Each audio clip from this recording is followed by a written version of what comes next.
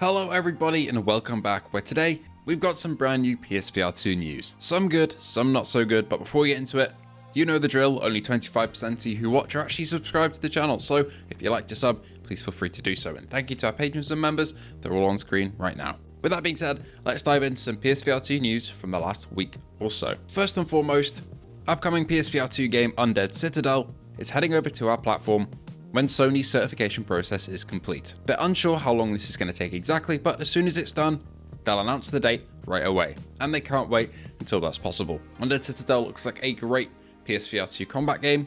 We did get the news that it runs at 60Hz reprojected, but if it looks sharp, I think I'm okay with that. Speaking of PSVR2 ports of existing games, Richie's Plank Experience is still on the way for PSVR2. I believe it was removed from the Meta store as well, and the devs are working on getting it back onto the store over there. But as for the PSVR2 version, we have this image to tide us over until we get a proper trailer or release date. It's looking very good, some nice lighting there, textures, and render distance. Richie's Plank Experience is a bit of a VR classic and is a good one to put relatives and family members on to see how they react to going up to such a tall height in virtual reality. Hitman also got a bunch of fixes the other day. We covered this in yesterday's video, but essentially the crashing is fixed now. They fixed aiming.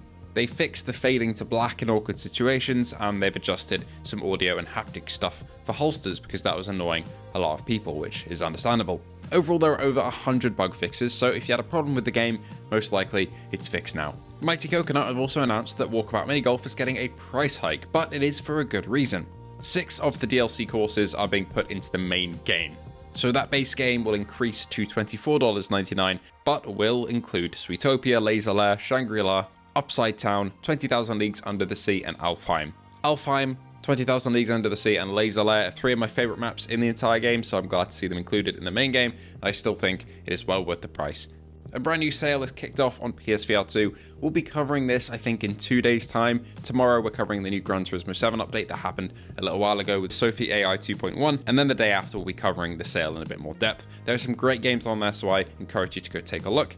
If not, wait until I cover it on the channel in a couple of days. Resist also launched on PSVR2 the other day. This is a Spider-Man with guns-like game, is the only way I can describe it really.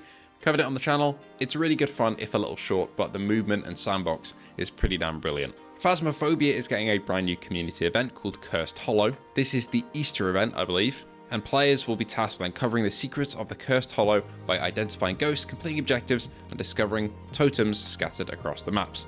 Activating these totems will activate the forest spirit though. These effects that activate may play in your favour, or will challenge you and your team. Maps featured in the Cursed Hollow will be decorated with a manner of event theming fit for the forest spirit, similar to the other events that we've had in the past. Phasmophobia is great fun on PSVR2, but I have found that the Bleasdale Farmhouse rework that just happened crashes every time I load it on PSVR2 now.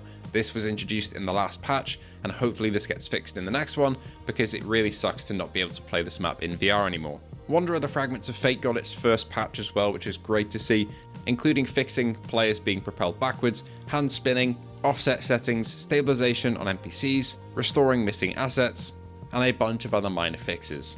They're now busy at work on Hotfix 2 and patch 1 and 2, which will see big updates to the height system, combat overhauls, and further stability and performance improvements. Once again, I will be covering Wanderer once the game is fixed. I have not played through the game yet, I've only played the first couple of hours, and I'm going to wait until these patches are fully done before I dive in and do essentially an updated review of the game. And lastly, some really disappointing news. In Dreams, Frenzies has been cancelled for PSVR2. Frenzies is a free-to-play shooter, which now is a Quest exclusive, unfortunately, which takes the combat from Synapse and Fract and puts it into a multiplayer environment with multiple game modes, lots of customization, and a bunch of guns to choose from. Frenzies did look like a load of fun, and honestly, I've been talking to some of the In Dreams guys about this game for quite a while now, and from what I heard, PSVR2 is always on the cards for future plans, and this kind of came as a bit of a gut punch yesterday when I heard about it. It was even announced as kind of like a PSVR2 game on the PS5 YouTube channel, so yeah, this is a really confusing thing to have happened. I'm assuming this is because of something funding related. Maybe it's not done quite as well as they wanted it to, so they're sticking with one platform and don't want to fund a port to another one, but still very disappointing. They did say at the end of this announcement, though, that there are some other PSVR2 announcements coming from the studio.